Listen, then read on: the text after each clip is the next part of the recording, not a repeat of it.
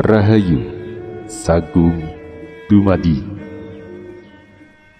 Pada kesempatan kali ini akan menceritakan lanjutan kisah Keris Nogo Sostro Sabu Inten bagian ke-6.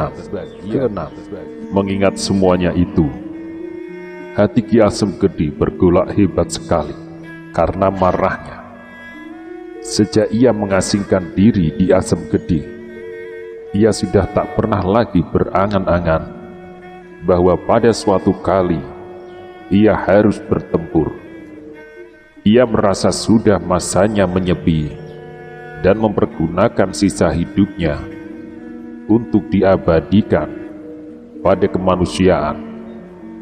Tetapi menghadapi persoalan seperti sekarang ini, wajah Ki Asem Gede yang lunak dan damai itu berubah menjadi merah darah.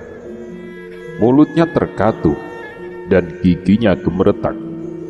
Kudanya yang berlari seperti setan itu rasa-rasanya begitu lambat, sehingga berkali-kali Ki Asem Gede terpaksa mengebraknya. Debu yang berhambur-hamburan oleh kaki kuda Ki Asem Gede itu telah menolong Mahesa Jenar untuk dapat mengikutinya dari jarak yang agak jauh.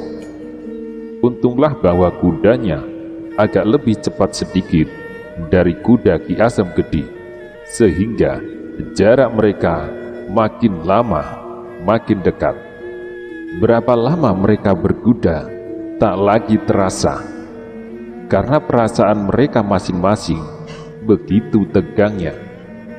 Ki Asem Gede ingin segera sampai ke tempat tujuannya, sedangkan Mahesa Jenar sibuk menduga-duga apa yang sudah terjadi di atas anaknya. Perjalanan mereka kini menyusup belukar, menjauhi Sungai Opak. Meskipun keadaan di dalam belukar begitu gelapnya, Mahesa Jenar mempunyai penglihatan dan pendengaran yang sangat tajam, sehingga dengan mendengarkan derap kuda Ki Asem Gede, ia dapat menyusup lewat jalan sempit itu ke arah yang benar. Setelah beberapa lama mereka menelusur jalan belukar, akhirnya mereka sampai ke mulutnya. Begitu mereka muncul dari belukar, terasa hawa sejuk menyapu muka.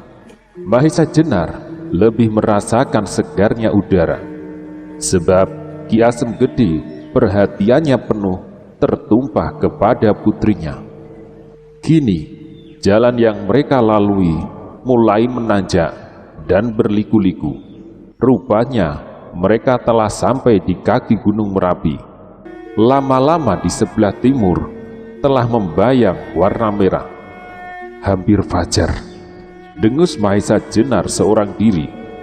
Kuda-kuda mereka kini telah mulai menyusuri jalanan persawahan. Juga di daerah ini padi sedang berbunga.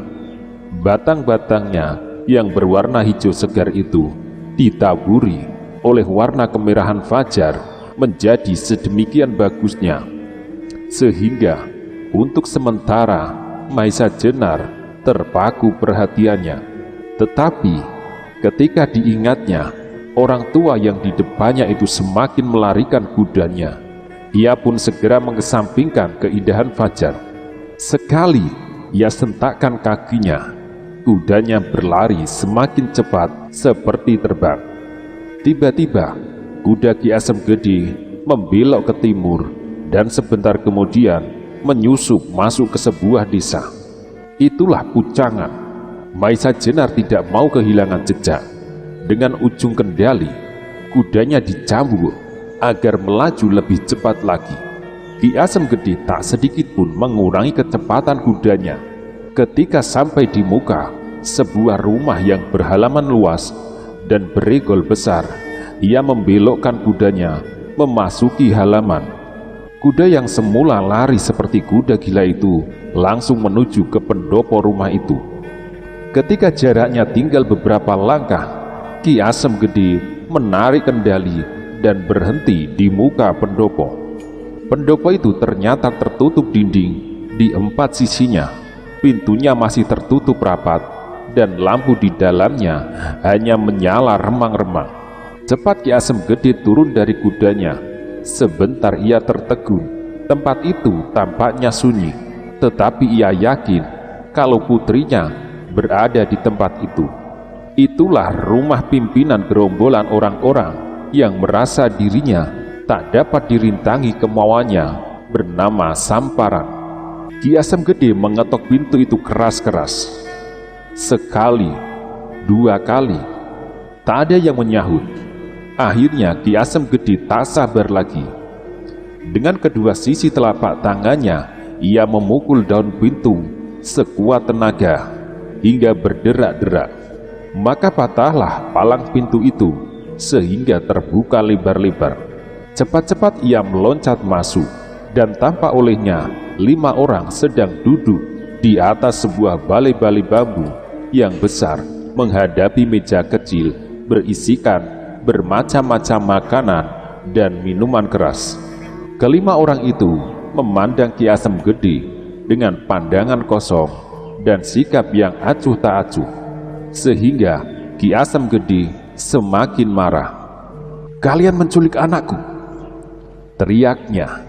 Sikap Ki Asem Gede yang sudah tua itu tampak garang dan sama sekali berubah dari sifat keramah tamahannya.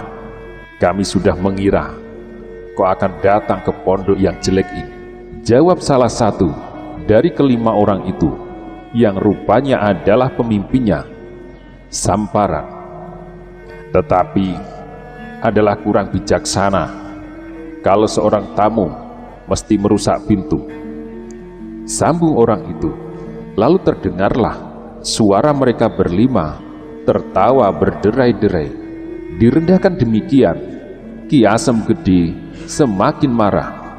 Ia cepat membungkuk mengambil palang pintu yang telah dipatahkannya tadi dan dilemparkan sekuat tenaga ke arah meja kecil di atas balai-balai di antara kelima orang itu.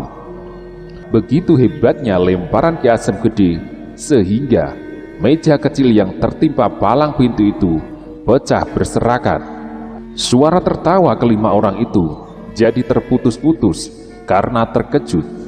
Mereka cepat-cepat meloncat menjauh dan turun dari balai-balai itu. Mereka sama sekali tidak mengira kalau orang tua itu masih memiliki tenaga yang sedemikian kuatnya. Sebentar kemudian terdengar Samparan tertawa berbahak-bahak. "Bagus, bagus, alangkah hebatnya," kata Samparan. Ki Asem Gede sudah tidak mau mendengarkan lagi. Kembali ia berteriak, "Aku datang untuk mengambil anakku." Samparan tertawa, tapi kali ini tawanya dingin. "Kami telah berbuat sesuatu kebaikan bagi penduduk di sekitar daerah ini dengan menyimpan anakmu." "Apa kau bilang?" potong Ki Asem Gede. "Anakmu telah mengganggu perbuatan-perbuatan terkutuk dengan mengganggu ketentraman rumah tangga orang, meskipun ia sudah bersuami." "Omong kosong!" teriak Ki Asem Gede semakin marah. Kembali Samparan tertawa. "Sudah seharusnya kau tidak percaya, sebab kau ayahnya.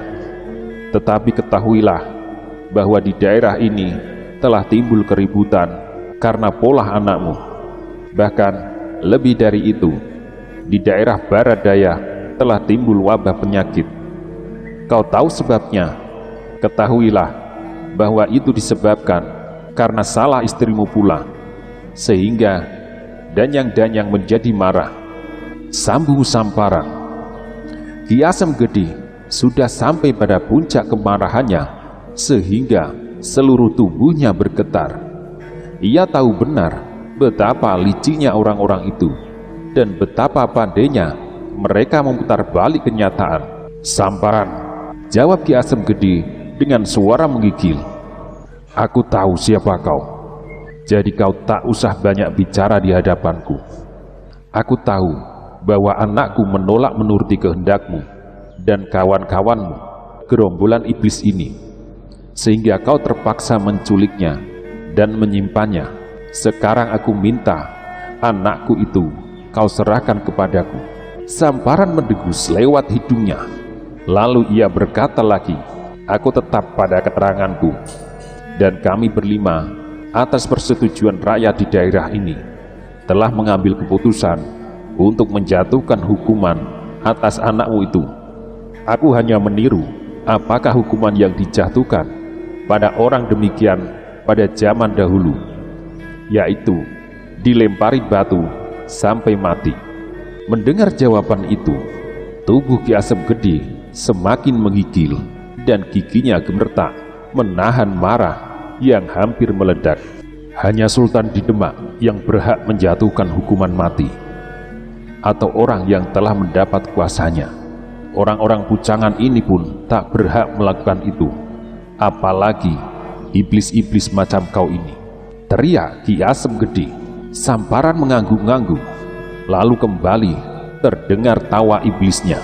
"Betul Ki Asem Gede, tetapi di daerah terpencil sejauh ini, jari-jari kekuasaan Demak tak begitu terasa. Maka sudah sewajarnya lah kalau kami yang merasa sedikit ada kemampuan membantu berlakunya undang-undang di daerah ini menghapus kekhianatan."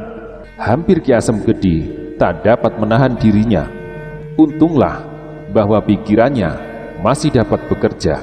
Ia merasa tak akan mampu melawan kelima orang itu. "Di Demak," kata Ki Asem Gede kemudian, "untuk tiap-tiap keputusan ada hak pembelaan. Berlaku jugakah peraturan ini?" Mendengar pertanyaan ini, kelima orang itu tampak berpikir, tetapi sebentar kemudian terdengar kembali tawa iblis keluar dari mulut Samparan. "Kau cerdik sekali Ki Asem Gede. Kau ingin menjadikan persoalan ini menjadi persoalan umum. Bukankah telah kau katakan bahwa putusan itu atas persetujuan penduduk di daerah ini? Bukankah dengan demikian hal itu sudah menjadi persoalan umum?" Samparan kembali merenung. Tampak ia berpikir untuk mengatasi usul Ki Asem Gede itu. Kalau sampai terjadi ada semacam pengadilan bagi persoalan ini, di mana dapat hadir saksi-saksi, maka terang hal ini tidak menguntungkan pihaknya. Tetapi akhirnya ia ketemukan juga suatu cara untuk mengatasinya. "Ki Asem Gede, kami adalah bangsa yang mengenal keadilan. Kenapa kami keberatan kalau diadakan pembelaan? Tetapi karena kekuasaan tertinggi dalam persoalan ini adalah di tangan kami, maka kamilah yang menentukan cara pembelaan itu." Bagaimana caranya? Dalam kesulitan ini, Ki Asem Gede hanya dapat mengharap suatu perkembangan persoalan yang dapat menguntungkan dirinya. Samparan menarik alisnya tinggi-tinggi, kemudian menjawab, "Keadilan yang tertinggi terletak di tangan takdir. Karena itu, pembelaan dalam persoalan ini pun sudah seharusnya kalau didasarkan atas hal itu." Tegasnya, pembelaan itu hanya dapat dilakukan dengan sebuah pertarungan. Kau boleh memilih seorang pembela, atau barangkali kau sendiri. Sedang di pihak kami pun akan ada seorang yang harus mempertahankan keputusan kami itu. Nah, kemudian segala sesuatu terserah pada kehendak takdir. Kemudian Samparan menarik napas panjang-panjang. Ia yakin kalau pihaknya pasti akan menang. Sebab bagaimana hebatnya Ki Asem Gede, tetapi karena umurnya yang lebih lanjut itu tentu tidak akan berbahaya lagi. "Setan," dengus Ki Asem Gede. Tetapi meskipun demikian, ia masih berusaha untuk mendapat suatu kesempatan. "Bagus, aku terima cara itu. Sekarang aku minta ditetapkan waktu. Minggu depan barangkali." Samparan jadi tertawa terbahak-bahak. Ia menangkap maksud Ki Asem Gede. "Kau memang licik sekali. Kau mengharap bahwa kau dapat mencari bantuan orang lain, atau dalam kesempatan itu kau dapat membebaskan anakmu. Nah, supaya persoalan ini tidak berlarut-larut, aku tetapkan hari pertarungan ini adalah hari ini. bukankah fajar sudah datang?" Seperti disengat ribuan lebah, Ki Asem Gede mendengar putusan Samparan itu bahwa setan itu betul-betul licik. Kini telah terbukti, dan ia sesali ketergesa-gesaannya tadi. Kalau saja ia tadi membicarakan soal ini dengan sahabat-sahabatnya. Ki Asem Gede sendiri bukan berarti takut menghadapi persoalan itu, meskipun ia harus menyerahkan nyawanya, tetapi taruhannya terlalu besar. Kalau ia kalah, berarti kekalahan itu berlipat dua. Sedangkan ia sendiri sadar bahwa tenaganya sudah semakin surut, apalagi menghadapi iblis-iblis yang segar dan sedang tumbuh. Kembali Ki Asem Gede menyesali dirinya. Biasanya ia berlaku tenang, tetapi menghadapi persoalan satu-satunya anak yang diharapkan dapat melanjutkan namanya, ia jadi kehilangan ketenangan itu. Tetapi pada saat itu ia sedang kebingungan. Tiba-tiba terdengarlah suatu suara yang berat dan mengandung pengaruh yang luar biasa. Ki Asem Gede akan menerima ketetapan hari itu, dan Ki Asem Gede akan menunjuk aku sebagai pembelanya. Mendengar suara itu, semua yang berada di dalam ruangan segera memandang ke arah pintu, di mana berdiri seorang dengan sikap yang tenang meyakinkan. Itulah Mahesa Jenar. Melihat kehadiran Mahesa Jenar, tanpa diduga-duga, Ki Asem Gede menjadi girang bukan kepala, sampai-sampai hampir ia berteriak. Cepat-cepat ia melangkah mendekati dan menggoyang-goyangkan tangan sahabatnya yang baru saja dikenalnya itu. Sementara itu, kelima orang penghuni rumah itu memandang dengan heran dan mencoba menebak siapakah gerangan orang yang begitu besar kepala sehingga berani menawarkan diri untuk membela anak Ki Asem Gede itu. Sedang wajah orang itu belum pernah dikenalnya. Siapakah dia? Tanya Samparan kemudian. Hampir saja Ki Asem Gede menyebut gelar Ronggo Tohjaya untuk sekaligus menakut-nakuti kelima orang itu. Tetapi melihat gelagat itu, segera Mahesa Jenar mendahului. "Aku adalah Mahesa Jenar, sahabat Ki Asem Gede." "Mahesa Jenar?" ulang Samparan. Nama itu pun sama sekali tak terkenal di daerah ini. Orang yang paling mereka takuti adalah Dalang Mantingan, yang beberapa waktu lalu berhasil menangkap 3 serangkai perampok yang bernama Tunggal Samber Nyowo. Dan seandainya Dalang Mantingan pada saat itu ada di situ pun, belum tentu dapat mengalahkan mereka berlima, karena mereka mempunyai kekuatan 2 kali lipat dari kekuatan Samber Nyowo itu. Hanya tentu saja kalau Mantingan ada di situ, ia takkan berani membuat tantangan pertarungan yang demikian. Tetapi sekarang yang ada hanyalah orang yang sama sekali tak ternama. Melihat keraguan-raguan orang itu, serta takut kalau mereka mengubah peraturan, segera Mahesa Jenar menambahkan, "Aku kira tak ada lagi persoalan. Apapun yang akan terjadi atas diri kami nanti yang melaksanakan pertandingan itu bukanlah suatu soal yang perlu direnungkan. Aku adalah laki-laki seperti kalian juga." Perkataan Mahesa Jenar ini rupa-rupanya telah berhasil menyentuh harga diri Samparan serta kawan-kawannya. Apalagi mereka telah merasa bahwa kehebatan mereka sukar mendapat tandingan. Dalam waktu itu, salah seorang kawan Samparan segera melangkah sedikit maju dan dengan suaranya yang nyaring berkata, "Kakak Samparan, apa yang sudah terucapkan sebaiknya dilaksanakan. Aku belum kenal orang ini, dan orang ini pun rupa-rupanya belum kenal kami. Baiklah, kini kami saling berkenalan. Aku usulkan sebagai pelaksanaan dari peraturan itu, pertandingan diadakan di halaman rumah ini secara terbuka. Siapa saja boleh menyaksikan. Dan satu soal lagi, pertarungan dilaksanakan sampai selesai, sampai salah satu pihak tak mampu melawan. Jadi tidak boleh menarik diri. Siapa yang menang mempunyai hak untuk berbuat atas yang kalah, dan atas barang taruhan. Kata-kata itu diucapkan dengan penuh keyakinan bahwa Mahesa Jenar merupakan sebuah umpan yang sangat lunak. Mahesa Jenar menarik nafas panjang, sedang Ki Asem Gede yang semula sangat girang kini menjadi agak cemas juga. Kalau seandainya Mahesa Jenar kalah, tak mungkin, pikir Ki Asem Gede.